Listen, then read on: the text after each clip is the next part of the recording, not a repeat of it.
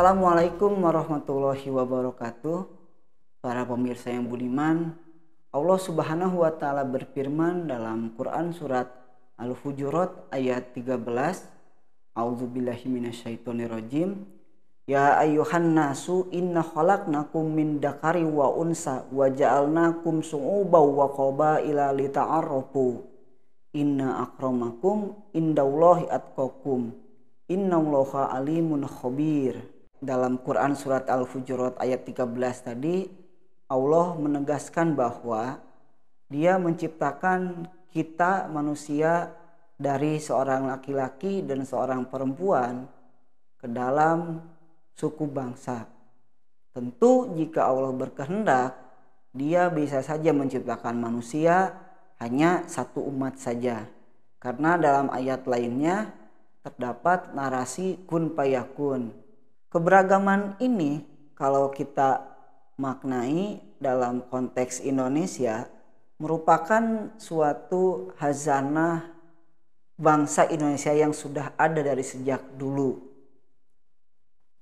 Keberagaman juga merupakan anugerah yang kalau bisa kita maknainya secara positif, tapi juga bisa menjadi musibah ketika kita memaknainya secara negatif.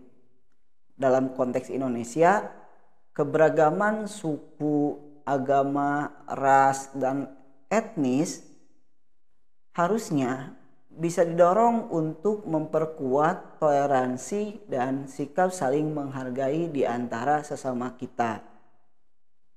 Setidaknya terdapat sebuah modal utama dari keberagaman yang ada di Indonesia ini, yang tercangkum dalam suatu ungkapan terkenal yaitu Bhinneka Tunggal Ika. Kita berbeda-beda tapi tetap bersama jiwa. Dalam implementasinya, kalau kita sempat berkeliling ke berbagai penjuru di Indonesia, makna dari semboyan Bhinneka Tunggal Ika ini akan kita temukan dalam tradisi-tradisi atau kearifan-kearifan lokal yang ada di daerah masing-masing. Biasanya para peneliti asing menyebutnya dengan local wisdom. Sebagai contoh, di Jawa dikenal dengan istilah tepa salira atau tepok seliro. Di Sunda ada sebuah ungkapan silih asih, silih asah, dan silih asuh.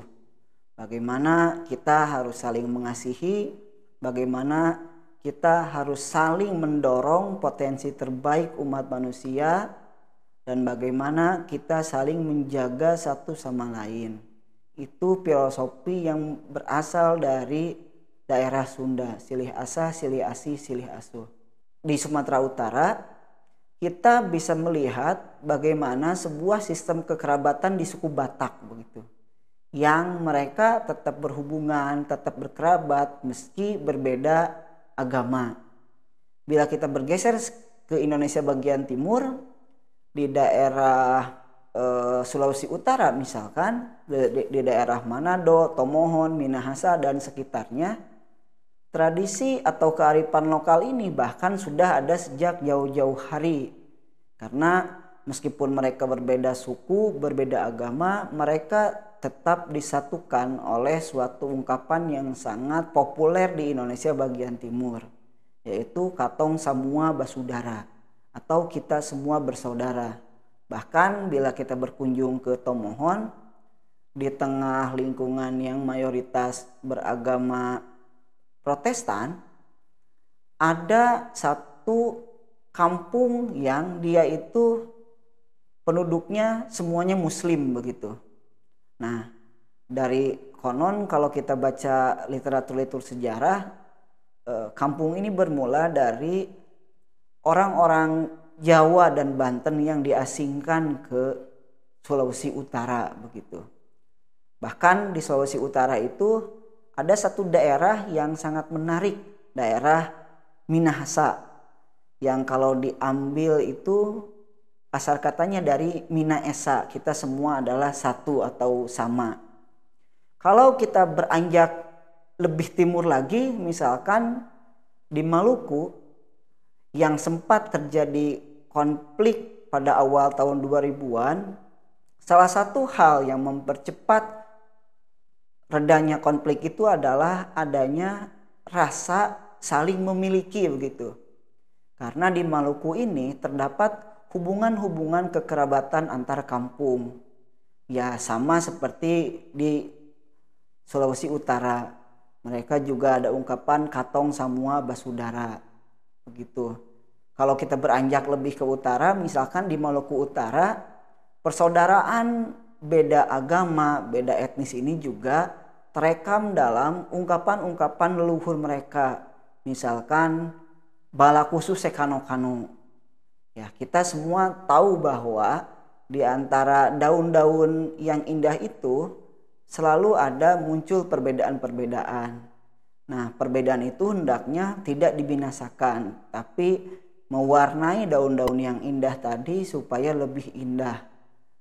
Itu kearifan lokal atau ungkapan-ungkapan yang berasal dari Maluku Utara.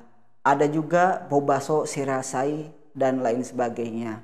Tentu yang saya sebutkan tadi hanya beberapa dari tradisi-tradisi kearifan lokal yang ada di Indonesia. Bila kita menelaah lebih jauh, tentu pasti ada dan banyak. Misal kalau kita bergeser lagi ke Pulau Jawa, kita kenal ada suku Baduy begitu. Bagaimana mereka sangat menghormati alam. Tidak hanya manusia yang berbeda, alam pun mereka hormati. Di mana tradisi panen dan menanam padi itu selalu ada jadwalnya supaya tidak merusak tanah. Beberapa hal yang saya sampaikan tadi sejatinya adalah menegaskan bahwa apa yang disampaikan oleh Allah melalui Al-Hujurat ayat 13 tadi menunjukkan bahwa kita sebagai manusia harusnya bisa menangkap perbedaan-perbedaan yang ada menjadi sebuah kekuatan yang besar. Bukannya perbedaan-perbedaan itu menimbulkan musibah atau bahkan kejahatan manusiaan yang tentu tidak diinginkan oleh Allah Subhanahu wa taala.